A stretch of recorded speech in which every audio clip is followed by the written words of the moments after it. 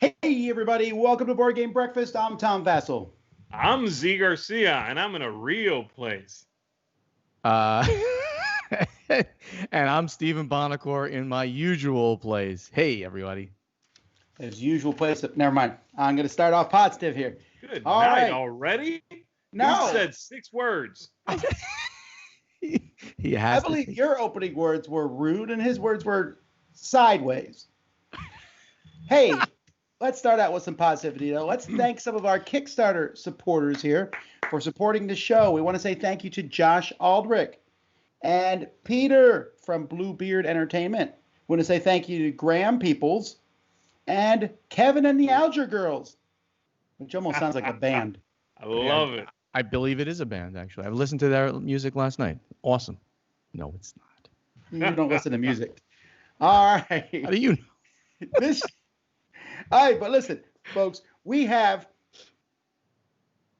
a contest for you. So,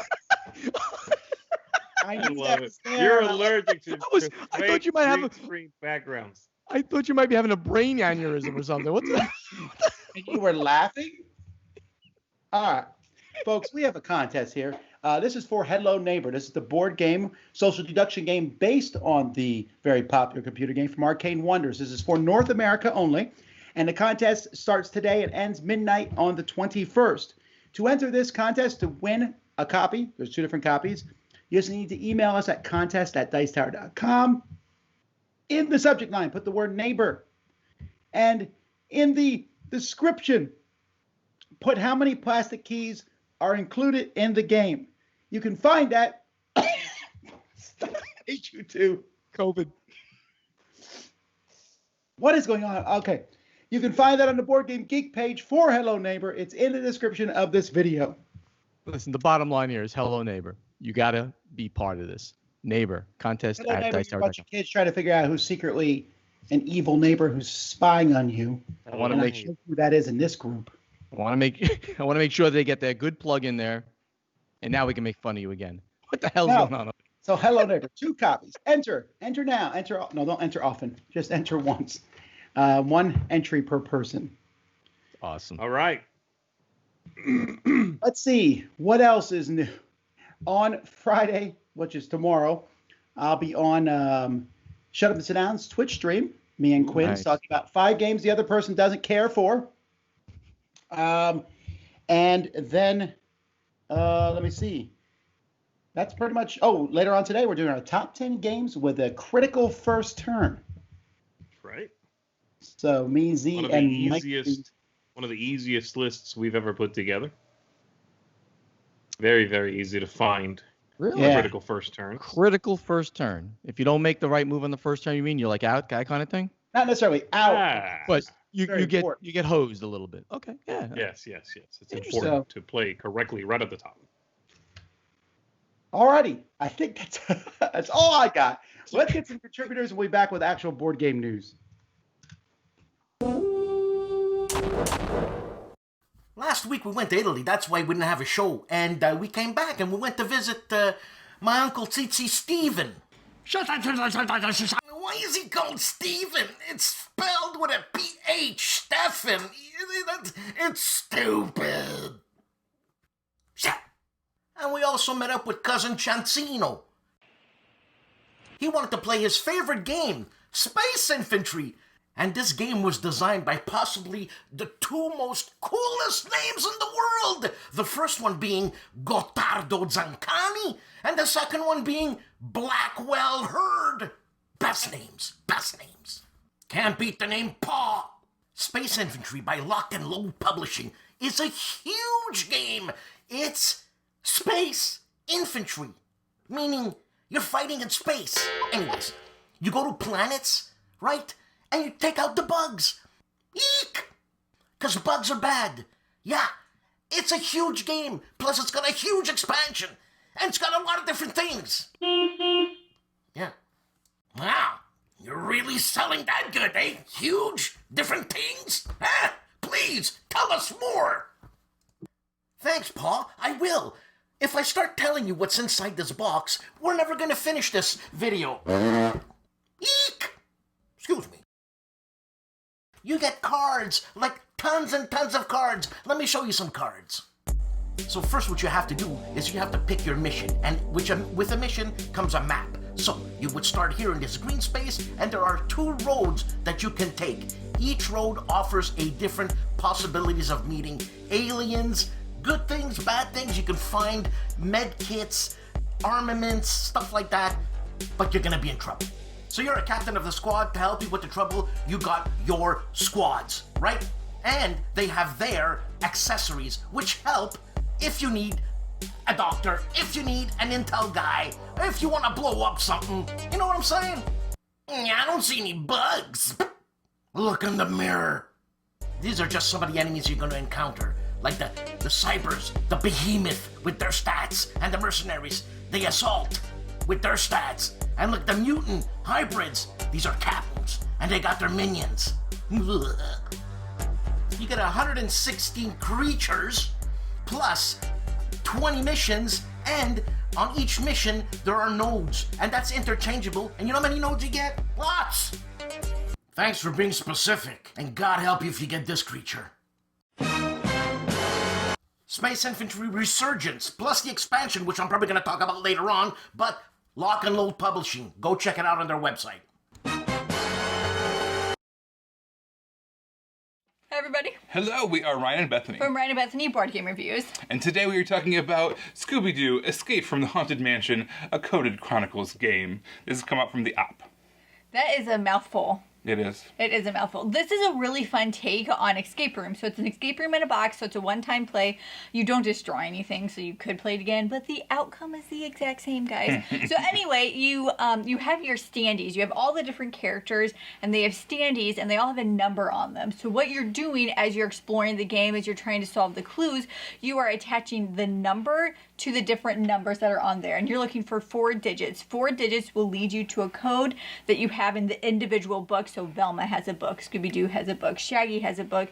So you look up that 4-digit code in hopes that it gives you a clue so you can carry on with the game.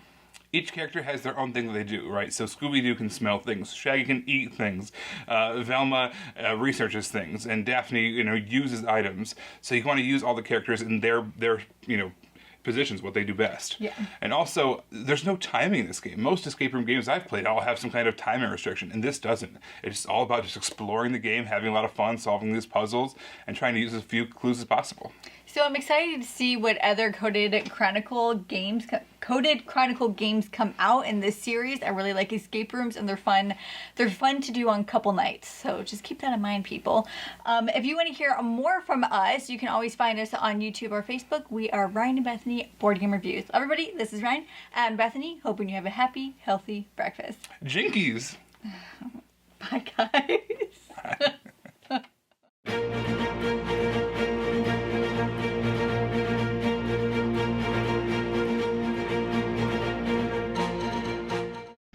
Alrighty, let's get into the news here. In news that's not important, somebody on Reddit somebody archived all the old altnet group rec.games.board.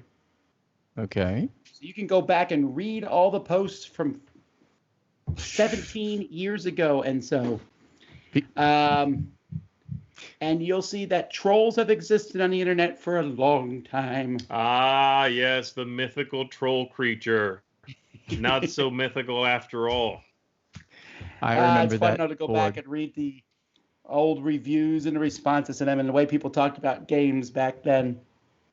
I read an interview I did with Bruno Catala, talking to him how excited I was for his upcoming game, Shadows over Camelot. That just feels ancient at this point. Sure. I knew nothing about the game. So, Wow. Okay, cool. That was old school stuff, that old board there, and not interesting for me to go back and read at this point. not 17 years worth of stuff. I was getting some humor out of it just from the people talking about games and stuff, and it's sometimes it's fun to see what people think years ago before there was not the flood of games there is now. Yeah, absolutely. All right. Well, speaking of flood of games, actually, there's not a lot of news this week, folks. Just a few pieces here. First, we have a new board game, Wonder Woman 1984, which they still have not yet said when this is coming out. It was supposed to be out this summer. Yeah, it Then keeps they getting pushed pushed. They pushed it back. Now they're talking maybe it will be streamed. I thought I read that this was pushed for like another year, like at the end of next year. But I could be wrong on the date, but I know that they made an announcement on when the movie was pushed. This is the first I see of the card game, and how do I say this? How do I put this? If you could put Gal Gadot's face on No, the game, don't I say want to it. look. Oh, that's all I'm saying. I could put Gal Gadot's face on cereal. I'm gonna go buy the cereal. She can endorse a car. I'm gonna go look at a car. I don't need a car, but I'm gonna go look at that car. She is an amazingly talented person, and she's beautiful. So I love the look of that on the game. I want to go play this game now. I can say that, Tom. You think she's amazingly talented? Oh, I think her portrayal of Wonder Woman was phenomenal. Yes, she embodied Wonder Woman to me. Absolutely. It's hard to tell. I think she's a good Wonder Woman, but we're also comparing her to the rest of the DC universe, so it's not like a high bar has been set. Anyway, this is kind of weird that they have imagery from the film that literally no one has seen or will see for probably 8 months. Super useful. It's I hope it doesn't cryptozoic. spoil the movie. You know what I mean? Because Well, can you see those pictures? They're just like her in Yeah, various it's- poses. They don't spoil anything. In No fact- spoilers in that. In Yeah, fact, no. that does not look interesting. The cover's great, but the game Yeah, the doesn't cover's look very- interesting. But I'm hoping it's better. I mean, the Cover cover look- is the poster, so Cover looks great. That's all we can say really at this point. She looks great. Alrighty. stop, Bonacor. Next, we have Stop. Crazy Driver. This is from a German publisher called Rudy Games. And so it's basically based on RC cars, which is kind of a cool thing. 30 to 60 minutes. And there's also integration with an app where you can see the track from the point of view of your driver as your character progresses in the race. Yeah. I don't know why that matters. Oh, it matters. It's cool, but again, See, for me, Oh. you put that little fox character on a box, I'm interested. You know, you put a little Foxy McDriver on cereal, I'm going to buy that cereal. Foxy McDriver on a microphone, I'm going to need an extra microphone. You know what let's I mean? move on here. Well, it's an interesting concept to get a view, but I don't see how it's affecting the game. Interesting. All right, now, folks, we got some negative news here. Oh, yeah. Few in a row. We'll start with the least negative news, and that's Clash of Cultures. The new Monumental Edition has been delayed till 2021. It was supposed to come out this year, but they pushed it back. It's going to be a really big game, $150, but it's going to have tons of plastic, 350 miniatures, 150 cards, the 7 Wonders of the Ancient World in it. Sounds cool. It's been a long time since we played Clash of Cultures. I remember Sam and I gave it a somewhat tepid review, and people acted like we had burned the game. Yeah. I'm interested to see what they've done to it. It's been quite a few years, like you said, and this edition looks stellar. So I am curious to see how they've changed it, what they've added, how they've tweaked it a bit. Yeah, it's exciting. Everything about this looks fantastic.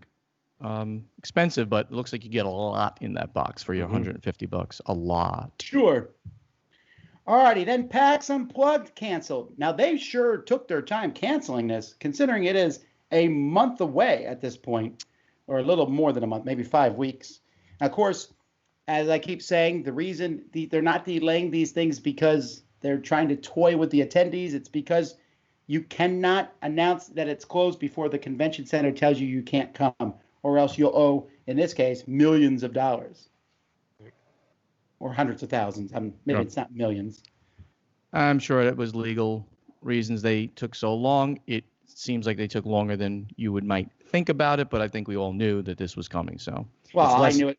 I yeah. knew it enough that I'd already canceled our bookings and everything. We just Right. assumed it wasn't happening. Right.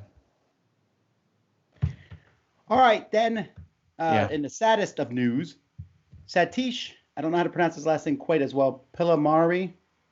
Pillalamari. He was the co-president of North Star Games. You may not know him as much as Dominique, who is the main president. But Satish was always at every con that I went to, always extremely cheerful, and he passed away from cancer just recently. So this is a sad thing. He's a really, really nice guy. Wonderful human being, always smiling, always pleasant. Really liked him a lot, and I've had the pleasure of having lunch with him a while ago, and had just a good guy. And I odd thing, I literally had reached out to him and Dominic about something just the day before he passed away, and Dominic told me things aren't looking good for him. Keep me in your thoughts, and then the next day I didn't even know away. he was sick, actually. Yeah, no, I didn't know until that moment that he was sick, and then he passed away. So very sad. We used to see him every year at the Gathering of Friends. So and then really get to hang out and spend some more time with him. So shame, absolute shame. Young guy too. Yeah, it's terrible. Alrighty, let's jump back to normal news, I suppose. Ultra Pro says they're coming out with a game called Florida Man. This is a not safe for work 17+ game. And so I mention this because I am sick of this nonsense. This whole Florida Man ridiculousness. People, this has become a meme now. I live down here, and yes, there are crazy people here, like there is everywhere. So I added this story. I sent this over to Mike to add I this know, story. but I had the veto power. I didn't pull it because I wanted to rant about it. I added this not because of the significance of the game, but because there's 3 Florida men on here, and I love the Florida Man meme. I think it's actually pretty funny, and there might be a few people out there that don't understand Florida Man. It's that there's weird things happen in Florida, but not because weird things happen in Florida, but because certain Florida laws are it's like basically everything that's reported is allowed to be reported like news in the news and things like that. There are laws on the books that state that they can do this, so they do this. There's nothing that is kept back if it gets to a police report or something like that. So all these Florida Man memes happen, and I think that they're funny. So I might get this game because I just think it's funny. I want to see Florida Man on my shelf back there. I think it looks like trash. All right. Not even just the theme. I think the game looks like trash. It's like a guess which story is made up. That's going to last you 2 games. You know what the thing is? Looking at this now, I feel like I haven't been to a what are they called? A thrift store. I haven't been to a thrift store in a while. This is the kind of thing you find at a thrift store when you actually find any games. You're right. Just screaming thrift store. I swear I've seen this at thrift stores. You know what I mean? It's like, come on. This is going to be there a week after it's published. I don't know. It looks like garbage. I agree with Tom. I'll play it, but it still looks like garbage. I'm not playing it. Garbage. All right. The president of Hasbro is retiring on March 31st, who is John Frascati. Everyone here, obviously, you probably knew that. I didn't have to tell any of you that. Yeah, of course. John and I, we get onto his private jet and we shoot over to the Caribbean once in a while onto his yacht and stuff like that. No, I don't even know what this means. Good friend of mine. I do not know. News. Tell us what the importance of this is. No. This was under the category of all the cool kids are doing it. That he's retiring from Hasbro. But I did want to. That's why you put this in there. It was to make the joke about John and I hanging out in the Caribbean and stuff. No, I've never met John. I do not know him. But I wanted to put in perspective how big Hasbro is. So because after I saw this, I did a quick little bit of research. Hasbro is valued at market capitalization. That means what the market value is at $48 billion with a B. We know that Asmodee, by far the biggest company in hobby gaming, is valued at 1.5 billion USD because they just sold fairly recently. Hasbro has on their balance sheet, right, in the bank, in cash, they've had for years approximately $1 billion in cash. And currently, as of the end of last year, that's when they report this stuff, $4.6 billion in cash. And in current assets. Good night. No, that's cash. That's literally like you can go to the bank and they can withdraw $4.6 billion in cash. And their current assets, which would include like accounts receivable and inventory, stuff that you can turn into cash pretty quickly, $6.7 billion. So what I'm trying to say here is that they could, if they wanted to, not only buy Asmodee in cash, they could go out and buy every hobby game company worldwide in cash. That's how big of a company they are compared to everything else we talk about. I just wanted to, it's just an interesting point of reference to what we are. This is Monica. We're getting into the Halloween mood. Kids, Hasbro could buy up your entire hobby. No. Okay, but Steve, what is the percentage of Hasbro that's games? Do you know that? Because there's a lot of toys involved in Hasbro. That's a question for John, who I happen to have here. Mr. Brasco, come on in. That would be great. Let me introduce my good friend John Frascati over here. John, come on camera here. Would you? No, I don't know. That's actually a really good question. I do not know like their breakdown of toys, games. You know, they're in hobby games, but that's like their. No, I don't. I mean, I'm just talking about games. It would be very interesting. I don't know. Is a percentage, but it's probably.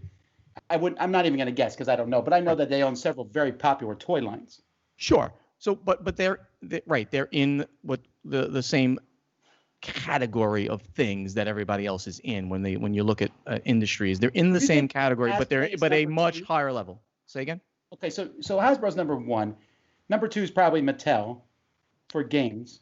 Way below because Mattel had some really bad times. No, I get that. Yeah. But like the biggest ones in the world, Games Workshop's pretty big. Ravensburger is huge. Games Workshop is very big. And obviously hobby game, but they're in that different sector of miniatures games. If you'd like me to go and find out all the publicly traded companies, I certainly can. Not right now, in the future. If you'd like me to do that, just drop me a note and I will. You tell me which ones, and I'll go research for you everybody's sizes. But it's just somebody's retired.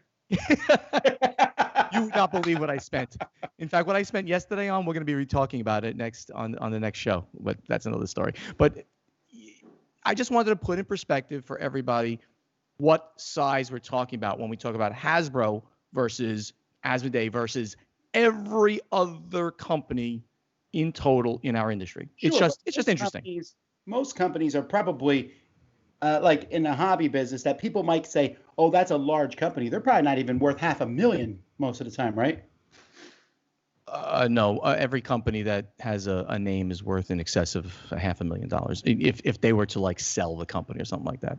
To sell the company. Of the big company. Well, just a value. Because how do you? This brings up a whole nother time. How do you value a company? And well, I kind of know that, right? Because I just went through that recently. And what the valuation of a given hobby game company would be if you take any of those, like, okay, we have Asmodee, we have CMON, and then close to them, not that far, we have a lot of other companies. Now, I would include Indie Game Studios, Renegade, AEG, absolutely. These are the second tier, third tier, whatever you want to call them at that point. Really, CMON is in the same tier, even though they are a public company. So if you looked at all those, all of them have valuations well in excess of $500,000. Well, I wasn't talking about them. I was talking about smaller company. Yes, smaller company. It could only be $500,000 to $1 million, sure. And there's obviously companies that have put out one game, and they may put out another game that's a ultra small company. Their value is probably close to nothing, or whatever their inventory is. All right, well, we need to move. Z's falling asleep. All right, next. This is what I'm good at, the business side. Go ahead. You're good at putting people to sleep. Oh, you are a mean man. Gaia Project was just announced underneath Capstone Games, which is interesting because this had formerly been under Z-Man. So it's originally made by Fureland. So the license transferred over, and I just thought that was interesting. I wonder if Z-Man is just pulling back from the heavier games, and they're going to focus more on the light to mid-weight style Euro games. I would postulate that is not necessarily the case, because this is probably a very good selling game, but the problem is the cost to produce this game / the licensing fees. Because I had the option to do this game, and we didn't do it. The game would have come out at over $100, or at least $100 MSRP, because of the cost of the entire production and licensing fees on top of that. It was a very expensive game. Capstone sells direct. Almost all their sales are direct. Therefore, they can eat a higher cost to make a direct sale. Well, it looks like it's the same as the Z-Man version. Sure. So if they're going to sell it to you at whatever, let's just say the game is $80. I think it probably is. I don't know. They sell it to you for $80. They get all that revenue. Versus if I had to sell to a distributor, I get only 40% of that, right? And sell directly to a retailer, you get 50%. So Capstone, that's their model. They do direct sales, and that's how they can have a higher cost per unit that they sell to get more money for it. All righty, folks. Well, that is all the news. We'll have more news next week for sure, but there's more show left. Stay tuned. We'll be back for a showdown in a bit. Let's listen to some contributors. Hi, I'm Ambi, and today I'm going to talk about Egyptia, which is a resource gathering and city building roll and write game.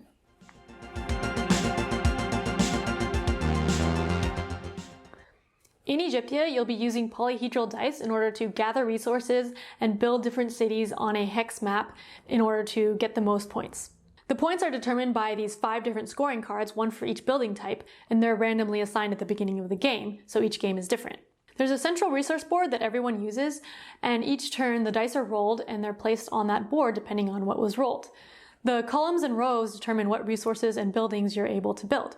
Each player is going to pick a column, and that tells you what resource you get, the number of dice tell you how many of that resource you get, and the placement of the dice tell you which buildings you can build depending on which rows the dice are in. But if you choose a column with too many dice, you'll have to take a plague, which is a negative thing. You lose resources or lose something else. In addition, once you've built some production buildings, they increase your resource production. So there's some engine building feeling to getting more resources as you build more buildings. There's an interesting balance in getting resources and building the buildings that you need to score, because you want to maximize your scoring by the placement of the buildings and how many of each building you get, but each building costs multiple different types of resources, so you can't just pile up on one type of resource.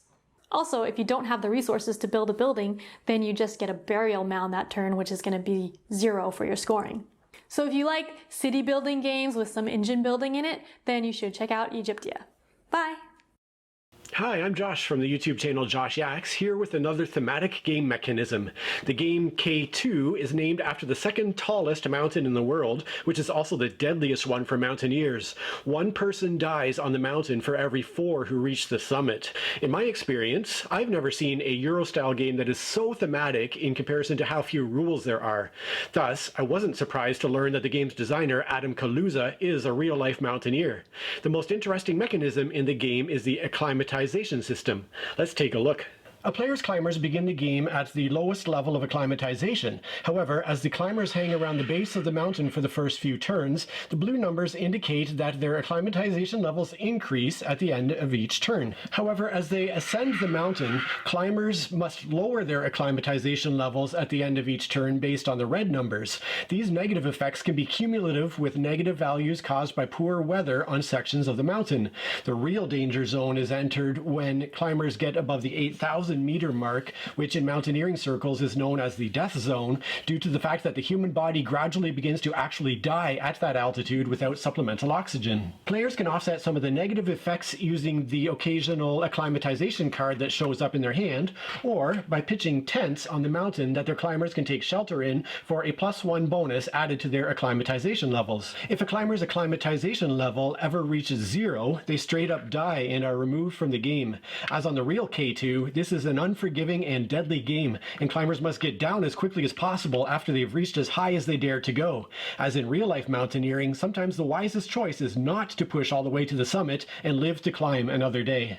If you enjoy this subject matter, besides this brilliant game and its expansions, I would highly recommend the book Into Thin Air, as well as the absolutely astonishing documentary called Touching the Void. And you can see more of what I do at my Josh Yaks YouTube channel. Cheers!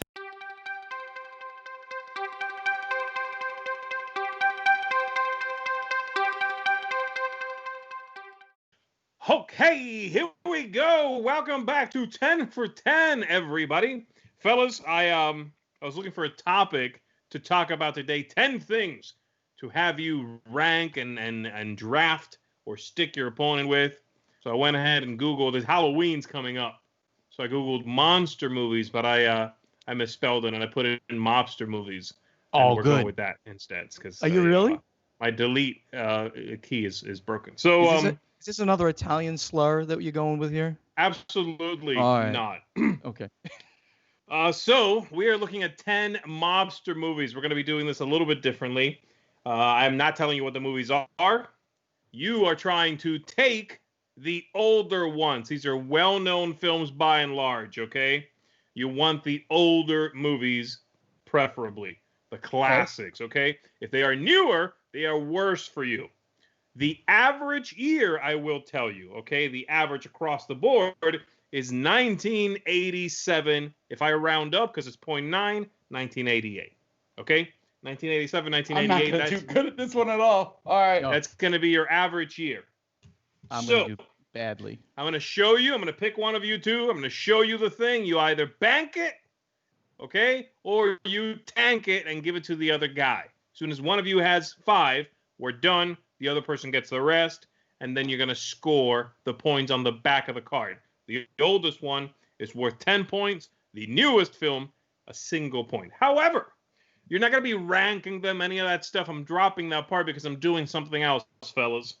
I'm giving each of you 5 chips. This is your starting capital. This is your $4 billion in the bank, if you would. Okay? Yeah. You each have 5 of these. As soon as I tell you what the movie is, you're going to tell me. You may bet some of these on whether that film is longer or shorter than the previous one mentioned. Oh, my word. Okay. And you can bet as many of these, up to 5, okay, as you want. You can say, I think it's longer. And I want to put 3 chips on that. If you're right, you're going to get 3 chips back. However, for every chip you put in, you better be at least 10 minutes right. Okay? So if you're saying 3 and you say it's longer, it better be at least half an hour longer, or you're wrong. Oh, wow. That's hard. And then you get back the chips plus chip. You get back double. Sure, yeah. You're Good. risking All these, right. but you get to keep them, yes, if you're right. Right. The average movie length, 2 hours and 20 minutes. Wow. That is the average movie length. All and right. in fact, that will be your starting movie length for the very first player. You're bouncing off of that number. Got it. Okay? Here we go. You need a few Tom, more rules. you are- It's not confusing enough. Go ahead. Tom, I think you're at a decided disadvantage here because while you like mobster movies and mobster board games, Steven's last name is Bonacore, so there's that. So I'm going to allow you, Tom, to decide if you want to go first Ethnic or if slur. you want to go second. I'd like to go first, please. Very well. The starting movie here is Scarface. Scarface. Say hello to my little friend. And Bonacore will be quoting something from each movie as it comes up for all of these. I will try. Wow. I will know. I think I'm going to give Scarface to Mr. Bonacore, and I'm not going to bet on this one at all. All right, no problem. Don't forget, older is better, okay? No, I got that. I don't remember when Scarface came out, so... Okay. No problem. It's okay. We're going to give it to him. All right. All right, Steven, that is yours. Next up, Steven. I think I'm happy about later. that. I think I'm happy about that. I don't know. I think I am. Next up, Steven, we've got The French Connection. Oh. Gene Hackman. Bonacore wants The French Connection. Definitely. Yeah, you do. All right. Would you like to bet on this? I'll tell you, by the way, how long Scarface was. Okay. Scarface, even though Tom did not bet on it, is 2 hours and 50 minutes. 5-0. Wow. Yes. Okay, so that's pretty long. So I can bet under it, Right. or over it, in That's any right. number of chips. If I only bet one chip, okay, I can bet one chip, and then if it's no matter how, okay, I'm gonna go. It's under. This is a tough one because I think it's a pretty long movie. I'm gonna go under, and I will just bet one chip. Just one. So if One it's chip. 2 hours and 40 minutes, you're fine. Right. Or shorter than Or that, shorter. you're still fine. Yeah. Yes. Yes. Well, you could have really gone quite in because The French Connection is 1 hour and 44 minutes. Short movie. So All right. you're going to get a chip for that. I have 6 chips now. Excellent. And you want the card. Yes. Very well. Okay. Tom, we're back to you. Casino. Bonacor, you need to quote something? I don't have a quote from. I didn't have a quote for the last one either. Sorry. At some point, I'm sure they say, hey. Casino. Hey, that's good enough. You're in the casino now. I've not seen this one. See, I feel bad now because I shouldn't have given that first one to Mr. Bonacor. I'll take this one, even though I feel like it's not as old as Scarface. And I'm going to bet 2 chips on it being longer. On it being longer than French Connection, an hour and 44, yes? That takes me up to 2:04, right? That is correct, yes. Yeah, I'll do that. Good bet. Okay. That is fine because Casino is 2 hours and 58 minutes. Wow. It is 2 minutes shy of 3 hours long. So that's 2 chips for you. All right. Well, I feel good about that at least. Very well. And then you said you are taking it. So how many chips do we have total to bet? You've got the ones you've got. No, is it 5 you said? Yeah. Oh, okay. I'm still giving you other chips, but anything above 5 is just ludicrous. So we're going to go with 5. Oh, you mean 5 per bet we can do? That's correct, yes. Oh, okay. I thought it was 5. Oh, I thought it was for the 5 whole in game. total we can only risk. And if we go down, okay, so we can bet up If to you 5. lose them all, though, you're done betting. I'm not giving you, like, virtual money, okay? You've got the ones you've got.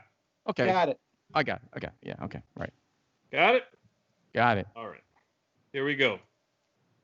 This is going to be for Steven, and the movie is Goodfellas. Y'all's is a bunch of good fellas. There you go. Helping you out, Steven. Somebody out there is losing their mind that we don't know quotes from these things. Goodfellas has got a lot of. That's okay. First of all, quote. Do I amuse you like a clown? That's from. That's funny to you. Look, yeah, how funny? Wait, what? Funny how? How funny am I? How funny am I? Who are you saying? I was just joking. I'm going to. I want the older ones. I'm That's gonna right. take. I'm gonna take Goodfellas. You're gonna take Goodfellas. Now, would you like to bet on it? The previous movie was Casino. It was 2 hours and 58 minutes. Yeah, which obviously you have to make a bet and you have to go under, even though this was a long movie. I'm gonna do another 1 chip bet under. That's what I would have done too. That's good. It is 2 hours and 28 minutes, so you could have done safely 3. More than that, you bust. All right, I got 7 chips. You've got 1 more chip. And you are taking this one. Taking it, yes. Very well. We go back to Mr. Vasso, the Godfather. Okay, first of all, taking it. Okay. So let me make you an offer I can't refuse. I don't know how long to go. You were in seems that movie, interminably long. I was an extra in that movie. I'm going to bet on this one. I'm going to bet 2 chips over again. Okay. So I want to say it's a 3-hour movie, I think. We're going off of 228. Yeah. And you're saying if it's 248 or longer, you're good. Yes. Well, Tom, you're right. It's 258. Could have done 3. So you're going to get 2 chips, which is what you bet, and you said you're keeping it. Yes, I am. The I believe that's 79. That's the one I think I know. Or 70s, late 70s. Oh, Great. One of the best movies ever made. Ever. Actually, I'm not a huge fan of it. Ever. Awesome. Bonacor, The Departed. Ooh. No, that's I barely. No. I do not want the movie. Okay. I will. And it's 258. That's correct. I'll bet 2 chips under. 2 chips under. Okay. Let's take a look here. Barely, but you're right. It's 231. There we go. So that's good. Good 2 bet, chips. Bonacor. 2 chip Bonacor is going to be your new name. That's right. 2 you chip don't Bonacor. want it. You want to tank it and give it to Tom, right? Dang it, that's too new. All right, there we go. Is that the one with Matt Damon in it? Matt Damon is in it. Yeah, I barely Leonardo remember the movie. DiCaprio, right? DiCaprio, that's right. And They're Irish like double agents. One's like the police, but in the mob, and the other one's Born the mob Identity, and then the other one is Born Supremacy. Yeah. Here we go. Tom, A History of Violence. I don't even know what this movie is. I don't know the movie. This is the one with Viggo Mortensen. You're giving him a clue. You knew the actors in the other ones. I'm going to give it to Steven because I don't know what it is. And I'm also going to bet under, and I'm going to go big on this one. I'm going to bet 3 chips because you said the average. Well, hang on. Wait, so the number he's got to beat is 231? No, just 2 chips. Just 2 chips. 2 under. chips, so 2 hours, 11 minutes. That's correct. For a movie you've never heard of. Well, why not? What do I got to lose besides this game in my honor? That's exactly it. And you're wrong. No, you are fine. This is a fairly short movie at an hour and 40 minutes. Oh, I should have won with the 3 chips. There you go. You've got 2 points. You spooked me, Z. That's what A History of Violence is all about. Hey. All right, so you're giving that one to Steven. Very well. Steven, you are now sitting at 4. So 1 more for you. Game's over. Tom gets the rest of them, all right? I have Scarface, Goodfellas, History of Violence, and what else? A French Connection. Oh, of course, the French Connection. Yeah. All right. Next up for you, we've got Donnie Brasco. Oh, Donnie Brasco. Yeah, I got to take Donnie Brasco. So you are taking it, okay? And the last film, A History of Violence, is an hour and 40 minutes. Would you like to make a bet on this? I would like to make a bet. Just to keep it, because it's funny. 2 chip Barnacle will go 2 chips. I'll put in like let me think. 2 chip Barnacle, put in like 2 chips on this one. Is that okay? 2 chips. Okay. So you're saying 2 hours at least for Donnie Brasco. You're really good at doing the accent of a stupid person well. Oh my goodness me, that's terrible. You are fine. 2 chips works. This is 2 hours and 27 minutes.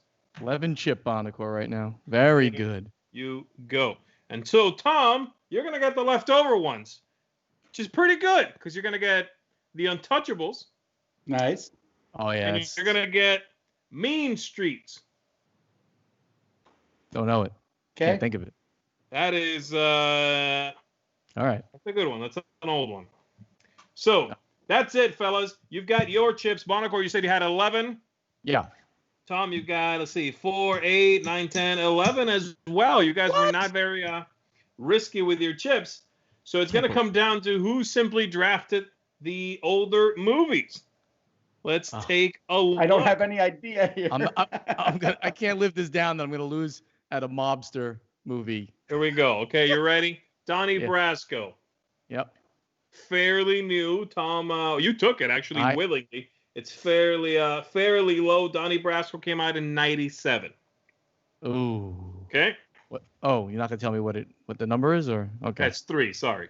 3. Not good. A History of Violence. Tom gave to you, I think. Yeah. It's newer still. 2005. Oh boy. Oh, wow, I didn't even know. And that's the 2. Oh boy. Then we've got over here Goodfellas, which you kept yourself. Yes. Came out in 1990.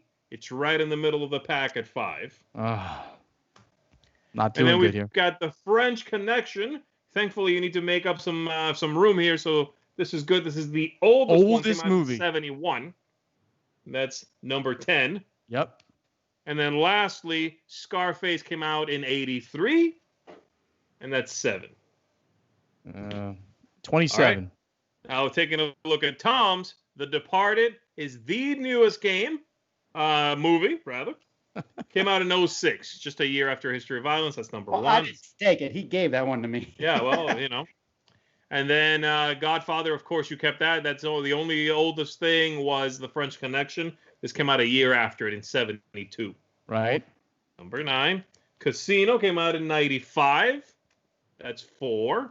Ooh, and then the 2 that you simply got was a pretty good get, Tom. Mean Street came out a year after The Godfather. Oh, Number 8. not good. And then Untouchables came out in the late 80s, 87. And that's number 6. Holy You guys cow! are tied for chips. You won by 1 point. Son 1 of a point, gun. baby. Yep, Oh. 28. 3 chips on that last one. Oh, you stink. Oh, I'm Right, never you going to should live have this one gone down. higher, 2 chip Bonacore. You should have gone higher with the 2 chips. chips. Hey, You I gotta made go a much- mistake you're never going to recover I was from. waiting for the Irishman so I could give it to Wade. I know, but that was too new. That was Yeah. like ridiculously new. That Also, was like would last be year. by far the longest. Yeah. By far. It's about 3 hours and 30 minutes. I know, I've seen it. So Yeah, it's not a movie there you you watch at go. one time, though. I got to watch Bonacore, that. the Still haven't watched it. embarrassment. I know the that. embarrassment that you're suffering right now is incalculable. That's like the closest game we've ever had. That's the closest one we've had doing this together. So right. I have to admit that Tom is better at mobster movies than me. This is Okay. not a Oh, good ooh. not a good All day right, for let's me. jump to some contributors All right. as Not I a good revel day. in my victory.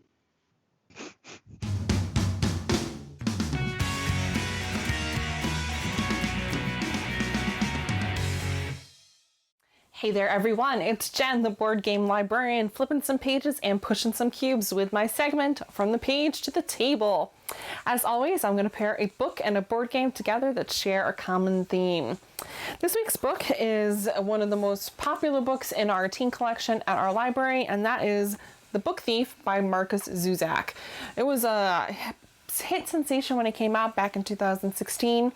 It tells the story of a young girl in Nazi Germany with all of the things that are going on during World War II, the bombings, the blitzkriegs that are going on. So I kind of gave away in my description of The Book Thief what I'm pairing with this, and this is Paolo Mori's Blitzkrieg by PSC Games. 2 players, 20 minutes. And it is really 20 minutes. So you are playing either the Axis or the Allies in this really head-to-head game where it's a tug of war. You each are drawing chips out of your bag and building your bag and deciding in what theater you're going to place them in. And there is a Blitzkrieg tile that you are able to use. This is one of the things that I really have been enjoying about PSC games in general is that their games are appealing to kind of a non-war gamer audience, which could be me.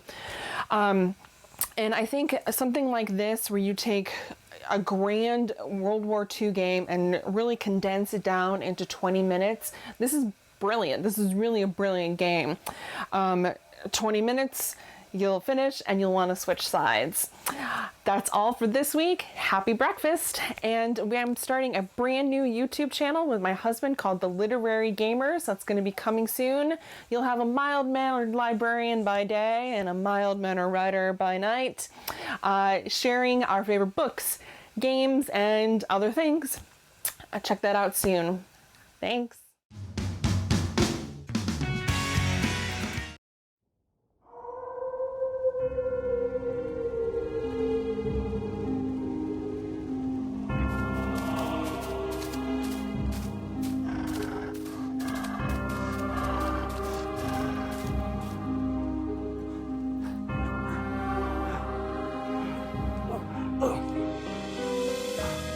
What were those things?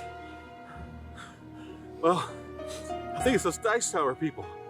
And they've been playing werewolf like every weekend, like these big, long, full-blown games. And, well, with the full moon and everything, I think something's happened. It's started to affect some of them. They've been changing. Well, whatever those things were, I think we're safe here.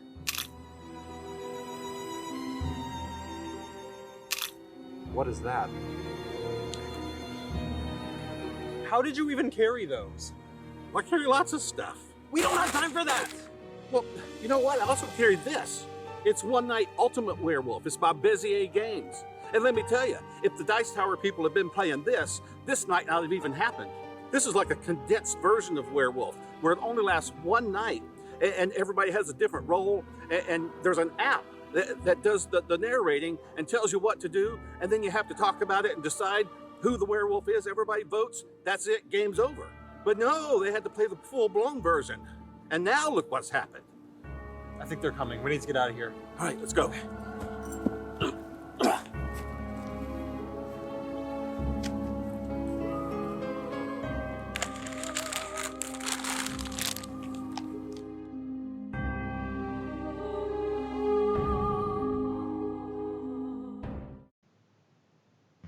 Alrighty, everybody. Thanks so much for watching another episode. Come back later on today at 2 o'clock for our top 10 games with a critical first turn. Enter our contest for Hello Neighbor. Details at the beginning of the episode.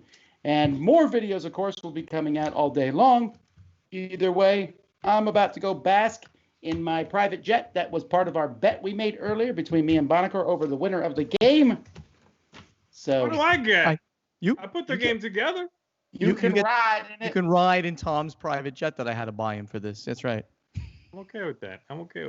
That would be cool. Riding in a private jet's on my bucket list at Yes, some point. it's on my. I have not been in a private jet. I went in a private plane once. It was a 4-seater. It was so loud. It was crazy. I just want to have a private bathroom at this point. I mean, I'd settle for that. Until next time, I'm Tom Vassell. I'm Z Garcia. Thank you.